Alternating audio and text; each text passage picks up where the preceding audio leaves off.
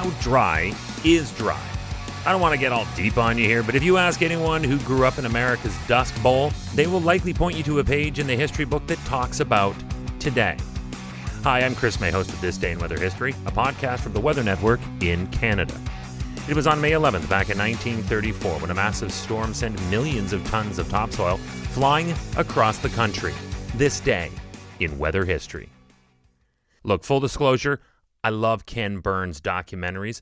I have a bit of a penchant for taking weather stories and marrying them in with world or life history. I do that for perspective.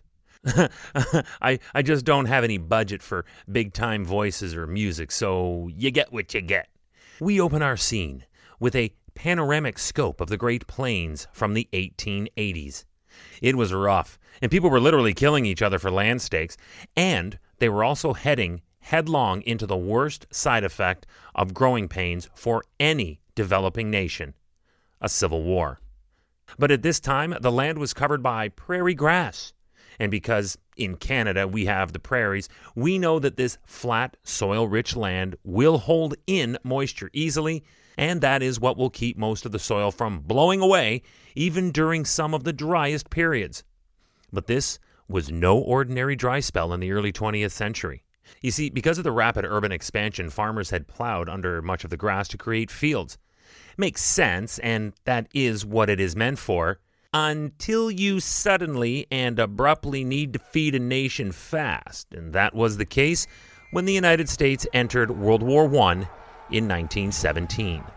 The demand for wheat spiked, and farms were forced to push their fields to the limits.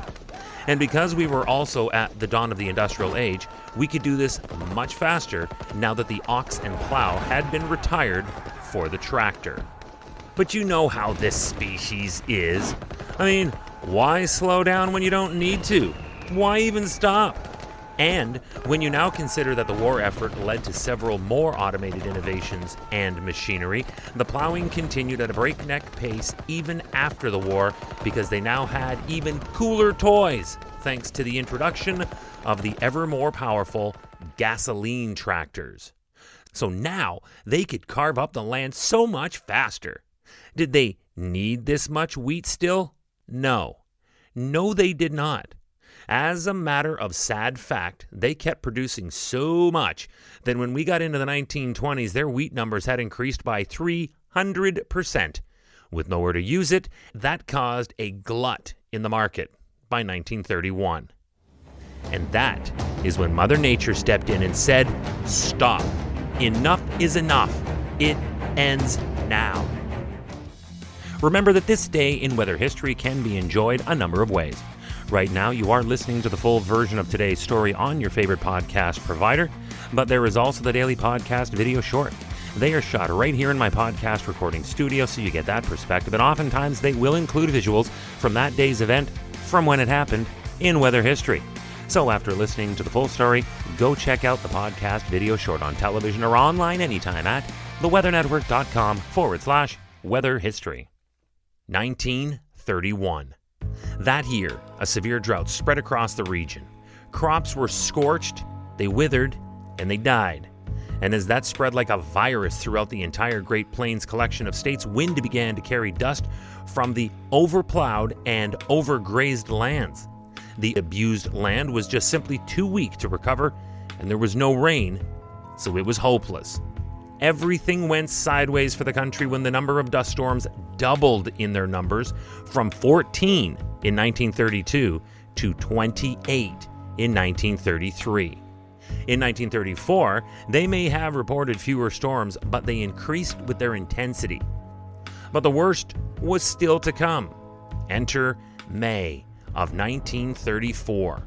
Over a period of 2 days, powerful winds and even stronger gusts dug in, lifted up, and carried away what was estimated to have been 350 million tons of silt, all the way from the northern Great Plains to the eastern seaboard. That's right, it spread grit all the way from the parched Great Plains region of the United States to as far east as New York, Boston, and Atlanta. Actually, it was reported back then in the New York Times that dust, quote, lodged itself in the eyes and throats of weeping and coughing New Yorkers. and dust was even coating the decks of ships that were some 300 miles offshore. This sounds like the effects of a volcanic eruption. It was so intense and so dangerous that it forced thousands of families from Texas, Arkansas, Oklahoma, Colorado, Kansas, and New Mexico to uproot and migrate to California, where they were derisively known as Okies. Now, I wonder if that's where the term okie dokie came from, because it's around the same time when they were filming Our Gang from the California studios. Anyway, I digress. They didn't have much time to settle in, though, however, because karma was the next thing to hit the United States. That was when the stock market crashed, triggering the first Great Depression.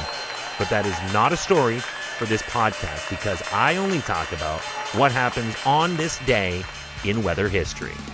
Tomorrow is May 12th.